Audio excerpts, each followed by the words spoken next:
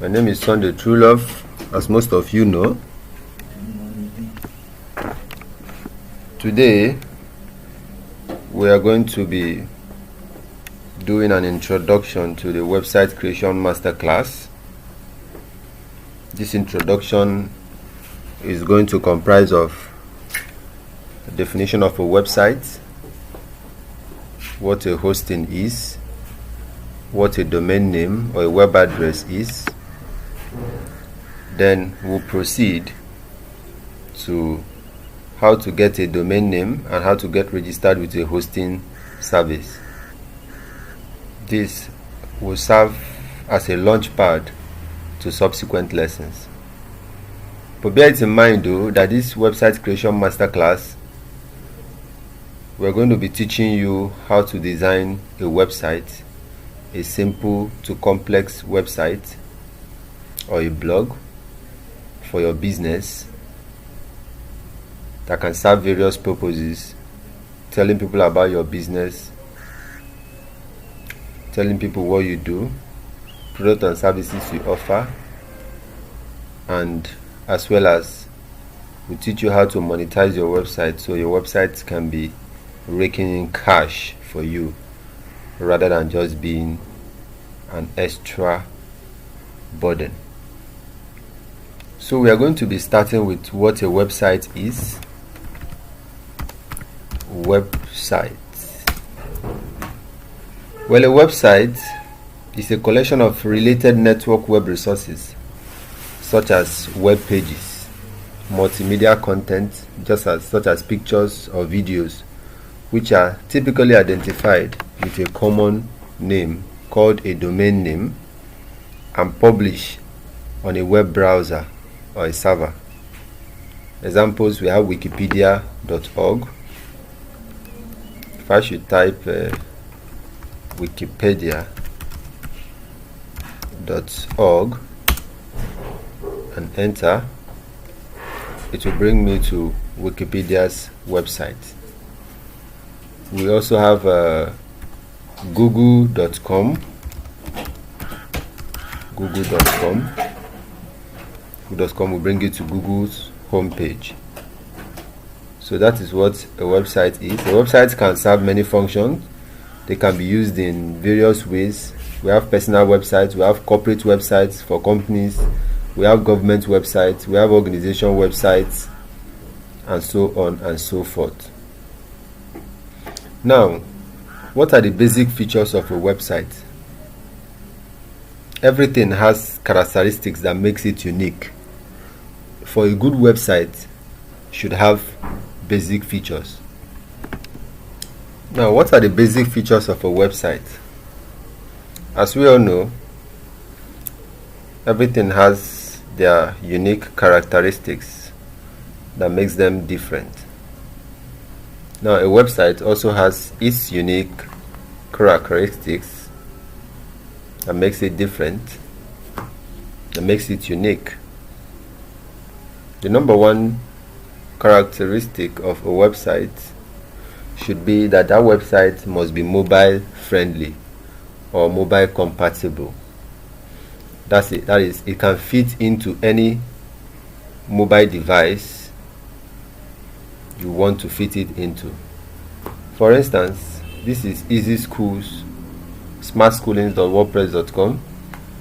This is a blog that I created a few days ago for a purpose of simply telling people about the things I do without having to use a paid domain. Remember, .wordpress.com is a free hosting and as well as free domain.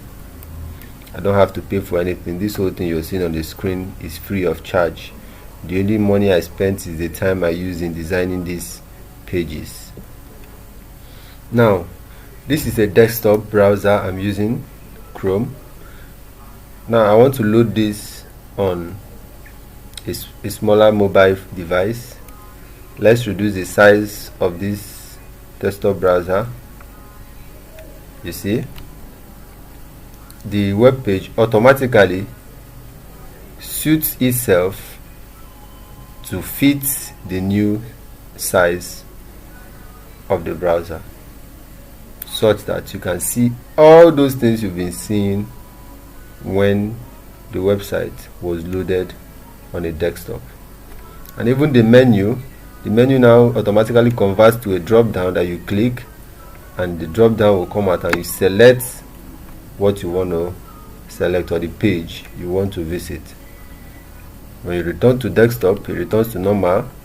This is the menu returns to how it was before. You go back to a mobile view, the menu compresses again.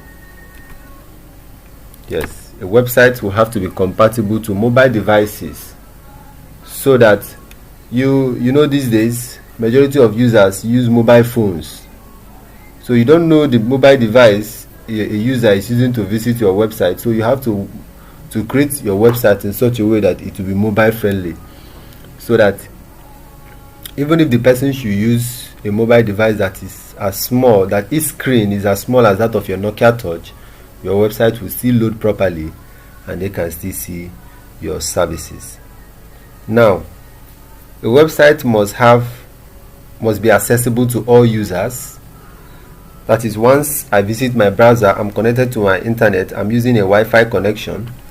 Once I visit my browser and I type your web address, your website should be able to load.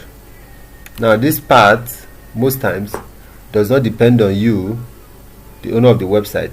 It mostly depends on the host of the website, that is the company or the organization you're using to host your website. So as time goes on, we're going to delve into how to identify companies or hosting services or hosting plans that are effective in keeping your website online 24 hours and 365 days of the year without any downtime. Now, another character of a website is that a website should have a well-planned information architecture. Well-planned information architecture. Looking at Easy Schools, it has a well-planned information architecture starting from the header, Easy Schools, and this is the tagline: life can never be smarter. Once I come here, that word Easy Schools will help a user understand that yes, this website is all about making things easy for me. This is the home, the link for the home. This is the services. Once I click it, a drop down will come out: DigiSmart, EduSmart, and DataSmart. And this is our blog. This is about us, and this is contact us. Then when you scroll, it will now give you a detailed step-by-step information about the website or the organization. This is about us. Our goal is here, and the next we have our services that are briefly introduced. We have what our customers are saying, the testimonials, those who have used our services, their testimonials. Then we have recent courses. These are the things that we post on our blog. They automatically appear here. And we have get in touch with us, very, very important, our contact page. Once a user clicks the contact page, the contact link rather, it will take the user to the contact page, where he will have to fill some information and submit, and then you'll be in contact. So a website must have a good information architecture, well planned, and a website must be well formatted, and the content must be easy to scan. As I'm scrolling in this Smart Schoolings of WordPress.com, I'm seeing everything. Nothing is hidden. I don't have to scroll left or right. I just need to scroll down, and that's all. I see everything. So a website must be well formatted, and the content are easy to scan. The website must load fast, which also not depends on you, but depends on what the hosting service you are using. The website must be browser consistent. That is, I can open it in Chrome, then let me decide to open that same website on Firefox. Let's see what happens. Exercise a bit patient. My Firefox these days usually take time to come up.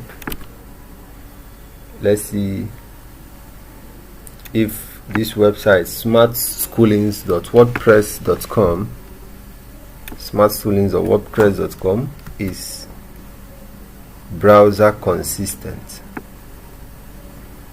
Since my Firefox is up, okay, it's still okay, my Firefox is up, I copied the web address. I'll simply paste it here, smartscreens.wordpress.com. I'll click enter and it will load. Now look at what we have here. It's browser consistent, exactly the same way it appeared on the Chrome. That is the same way it is appearing here. So if I decide to check it on a smaller device, it will still adjust itself to fit into the device.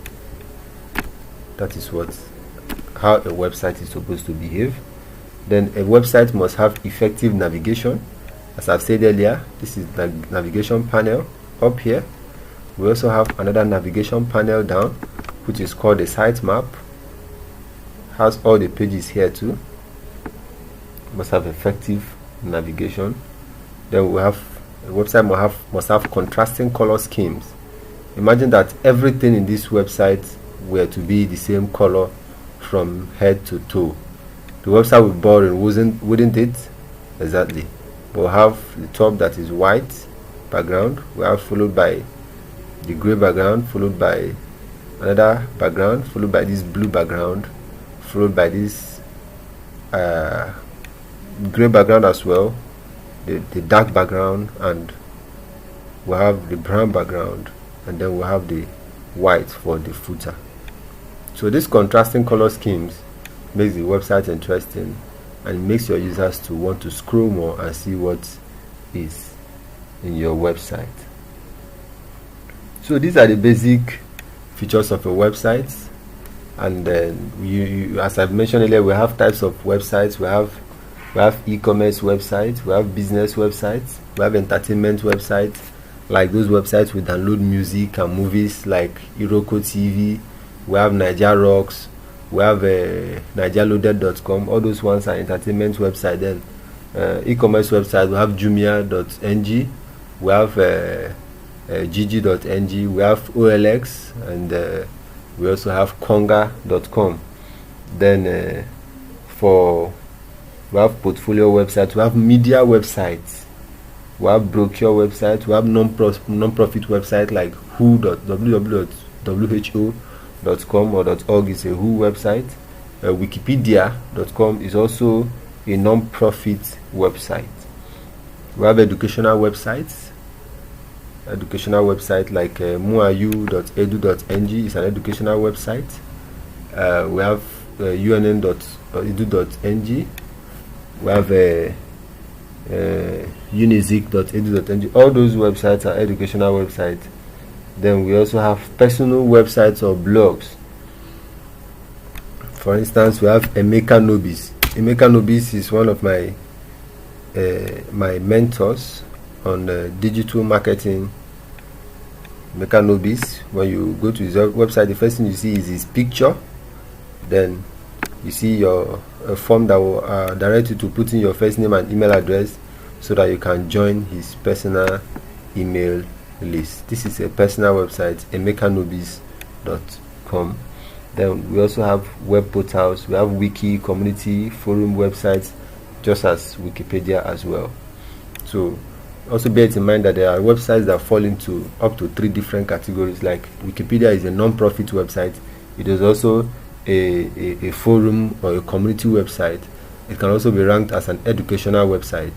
So it falls under these 3 categories.